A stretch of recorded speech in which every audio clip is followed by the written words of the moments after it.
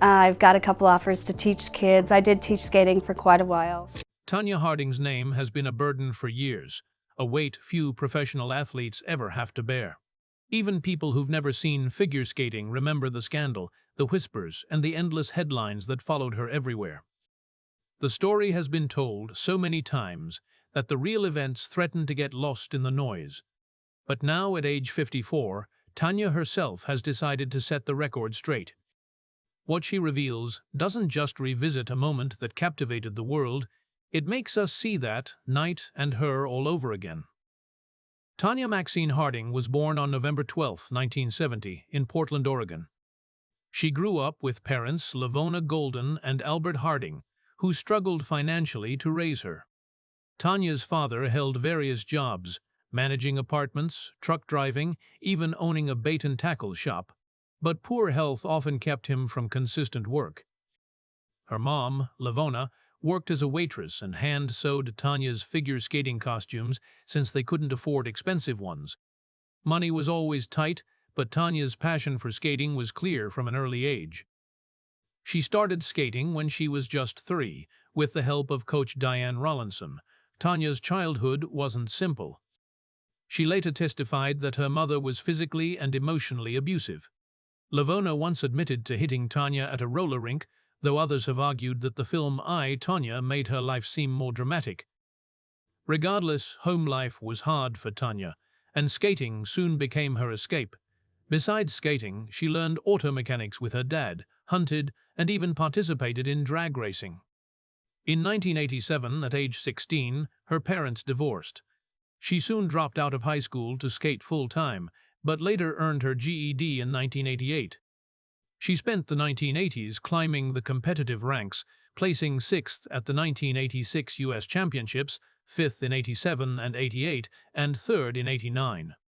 In October of that year, she won Skate America, putting the skating world on notice that she was a serious contender. Her biggest breakthrough came in 1991.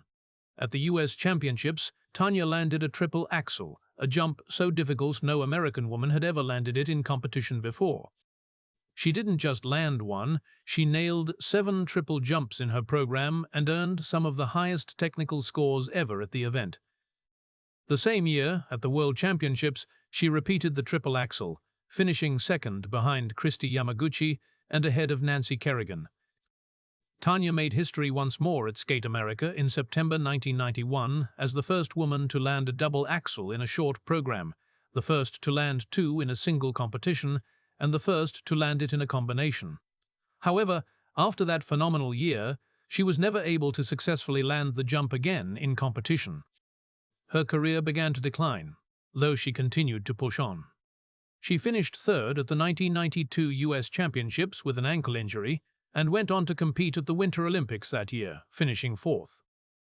While her subsequent seasons weren't as strong, by this time, Tonya Harding had already cemented her place in figure skating history as one of the most revolutionary athletes on the ice.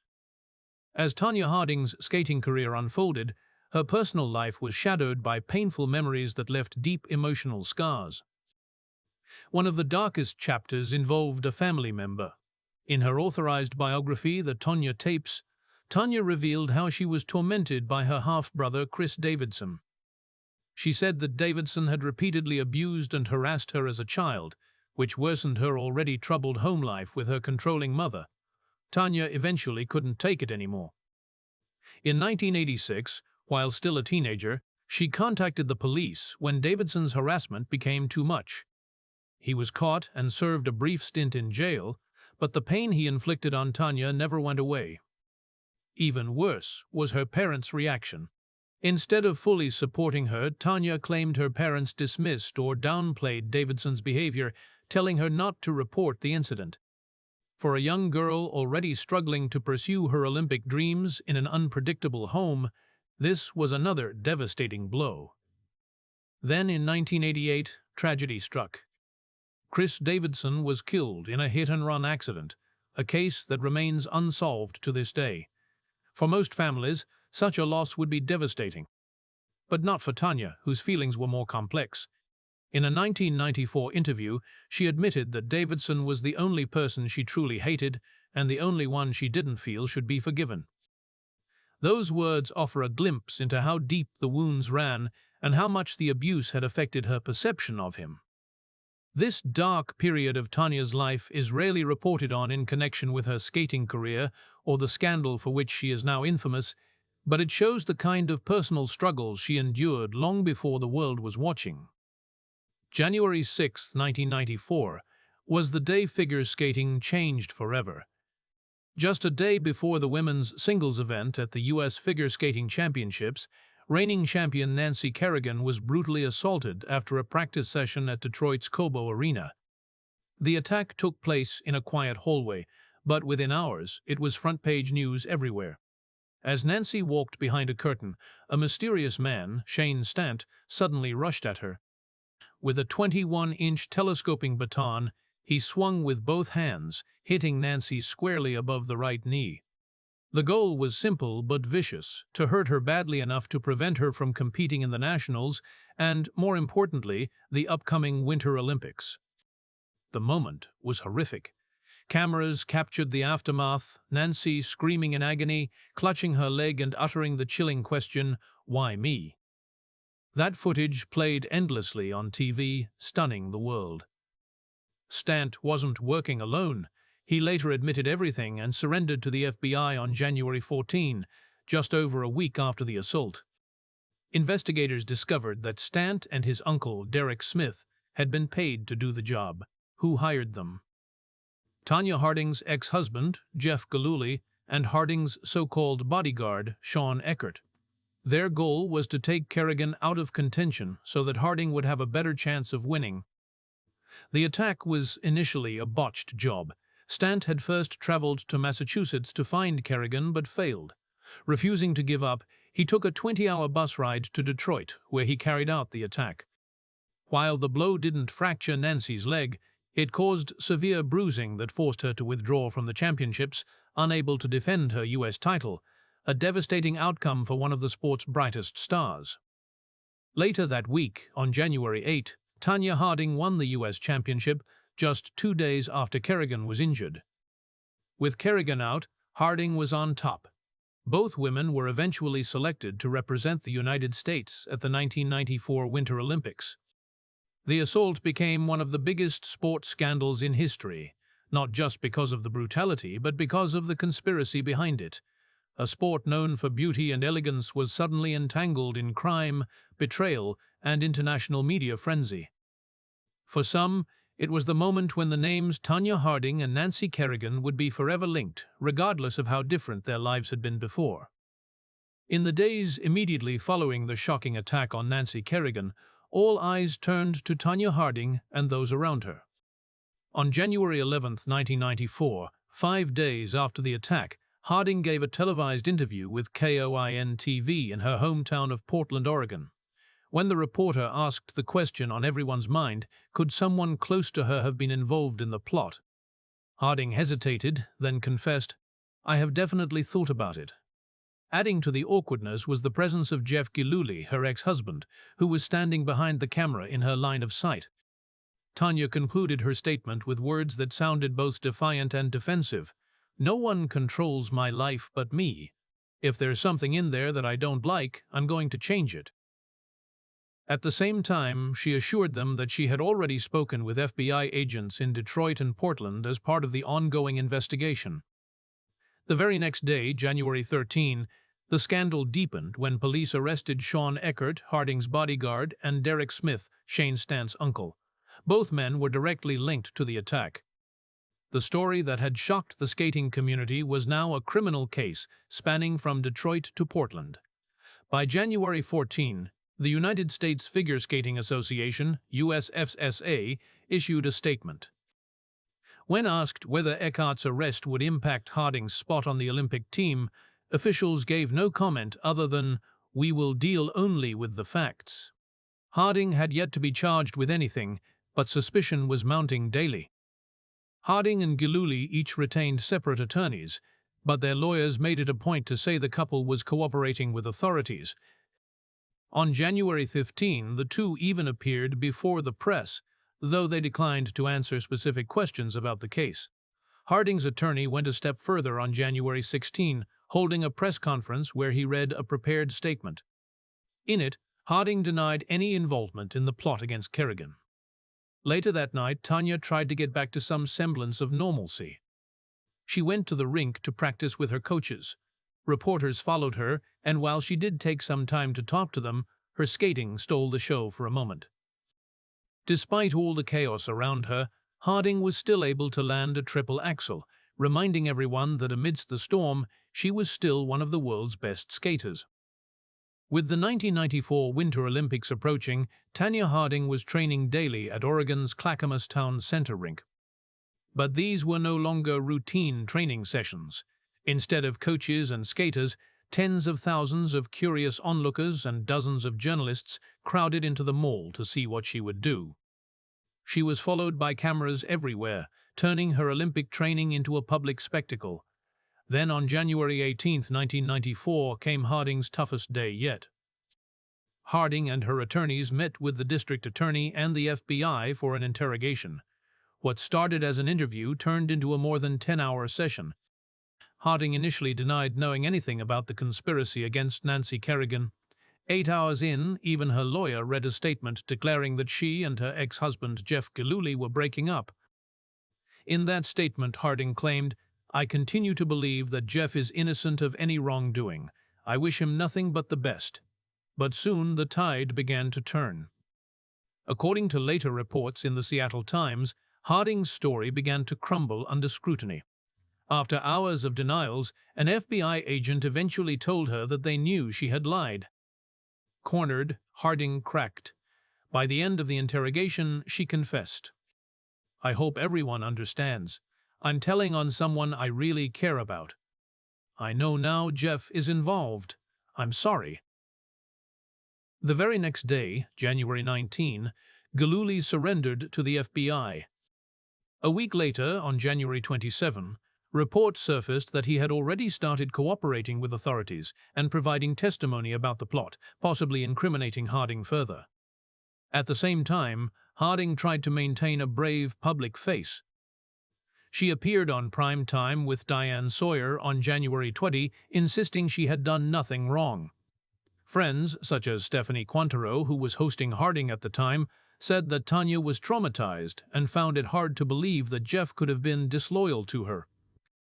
Harding eventually held her own press conference. Reading from a prepared statement, she apologized for the attack on Kerrigan and reiterated that she admired her competitor. She denied having prior knowledge of the plot, but conceded that she had failed to report information she learned after the attack. As she put it, "Failure to immediately report this information is not a crime."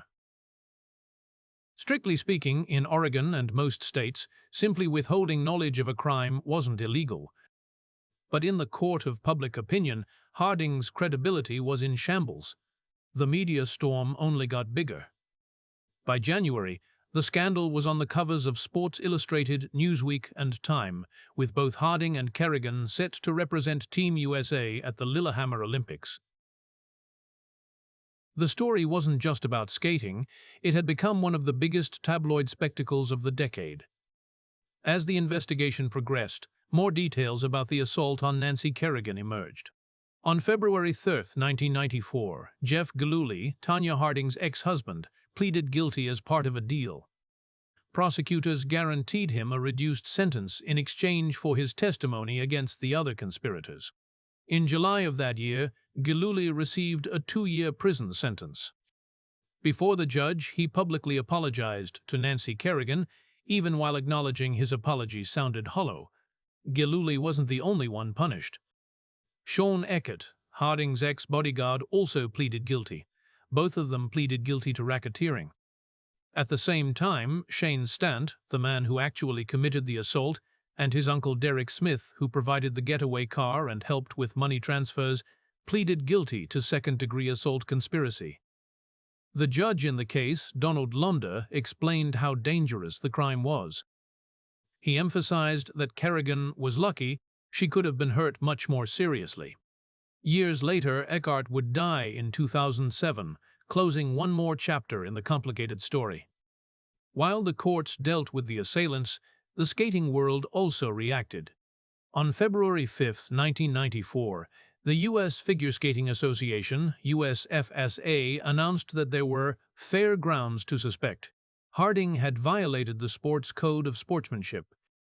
Although she claimed not to have known about the plot in advance, her own FBI transcripts showed that she hadn't reported what she knew after the attack.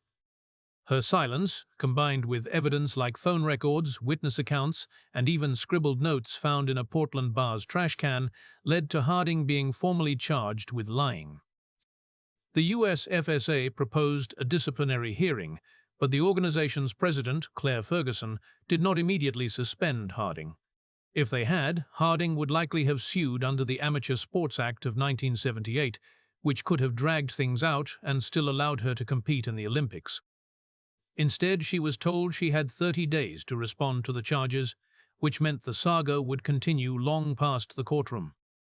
At the same time, reporters followed Harding's every move in Portland. On February 7, she was even photographed running barefoot through a parking lot to stop her illegally parked car from being towed, a picture that became national news. Only a few days later, on February 10, she gave an interview with Connie Chung. When asked about Gillooly, she covered herself, responding, "I never did anything to hurt Jeff. If I ever did anything, it was to defend him and protect him." Chung wasn't finished there. She actually booked a flight on the same plane as Harding to Norway, departing for Oslo on February 15. According to her own account, Chung would have never gone to Norway if there had been no scandal. The 1994 Lillehammer Winter Olympics in Norway were unlike anything figure skating had ever experienced. On February 17, weeks after the assault that shocked the world, Tonya Harding and Nancy Kerrigan stood on the same ice again. This time, it was during a practice session at the Hamar Olympic Amphitheater. The stadium was packed with nearly 400 media members, all waiting to capture the moment. Olympic gold medalist Scott Hamilton later described the entire episode as more of a tabloid event than a sporting one. Kerrigan made a powerful statement that day.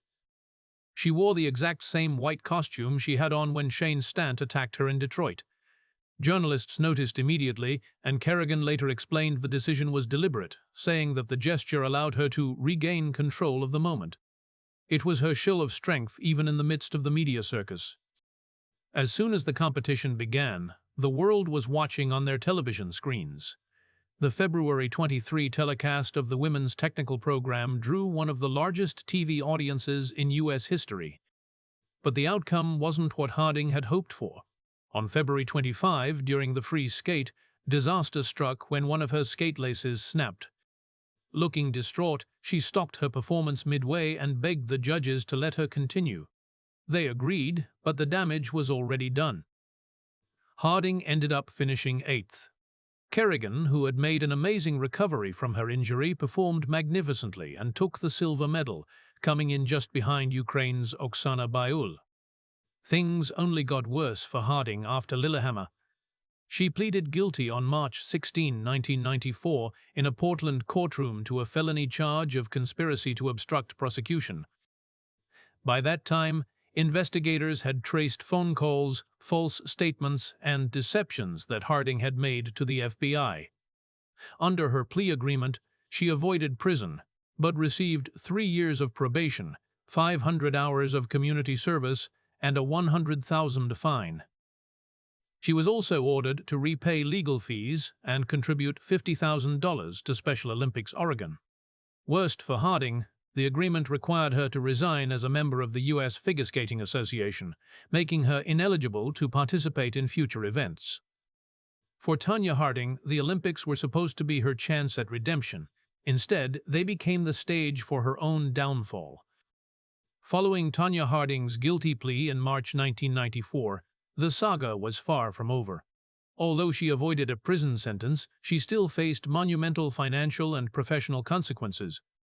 To help pay her increasingly expensive legal fees, Nike co-founder Phil Knight contributed $25,000, and Harding also earned approximately $600,000 from a media deal with Inside Edition. Her attorney, Robert Weaver, stated that the plea agreement was welcome news because it spared her jail time, but uncertainty remained about her future in skating. The U.S. Figure Skating Association, USFSA, was still unsure whether Harding had been involved in the assault prior to the national championships and convened a disciplinary hearing in June. They even debated stripping her of her 1994 national title. On March 23rd, tensions rose when a Portland grand jury handed down a formal indictment after 2 months of investigation. Harding's coach, choreographer, and even Sean Eckerd's acquaintances were among the witnesses. The indictment alleged that there was compelling evidence Harding had knowledge of the plot from an early stage and might have used USFSA funds to help finance the attack. Nevertheless, due to her March 16 plea deal, she was not charged criminally again. By June, Harding's fate in figure skating was all but sealed. The USFSA Disciplinary Committee met for 2 marathon days, poring over telephone records, bank statements, FBI reports, and Harding's own plea admissions. On June 30th, the chairman announced their verdict. By a preponderance of the evidence, Harding had prior knowledge of the assault. While this fell short of the higher standard for a criminal court, the civil evidence was sufficient to demonstrate a clear disregard for fairness, good sportsmanship, and ethical behavior. Harding did not show up for the hearing. Weaver later said the decision was disappointing but not unexpected. The penalty, however, was crushing. She was stripped of her 1994 U.S. Championship title and permanently banned from entering any USFSA events, either as a competitor or a coach. The verdict effectively ended Harding's career as a competitor. Although she could have technically competed in professional events, the scandal had made her untouchable. Promoters didn't want her name associated with their events, and other competitors shunned her. In an era when figure skating was reaching new heights of popularity, Harding found herself on the outside looking in, her future in the sport nullified. Tonya Harding and Nancy Kerrigan were still asked about what had happened in the years following the scandal. Just before the 1998 Winter Olympics, both Fox and CBS aired TV specials retelling the story. Harry Smith interviewed Harding on CBS, and she repeated what she had told them in 1994, that she knew nothing about the plot to attack Kerrigan. Smith then asked Kerrigan what she thought about that. Kerrigan gestured to Harding's 1994 FBI transcripts and stated that she believed Tonya knew more than she was saying. Fox, meanwhile, presented its own special, Breaking the Ice, The Women of '94 Revisited, hosted by James Brown. It included interviews with Harding, Kerrigan, and Jeff Gillooly, who had changed his last name by this point to Jeff Stone. Unexpectedly, Gillooly said that he wasn't angry. Harding had escaped prison time and admitted that his own sentence had been justified. He described Harding's participation as limited involvement, but added that she was likely still tormented by feelings of guilt. The most discussed segment of the special was a joint interview with Harding and Kerrigan. Both women expressed a desire for peace and happiness in their own lives.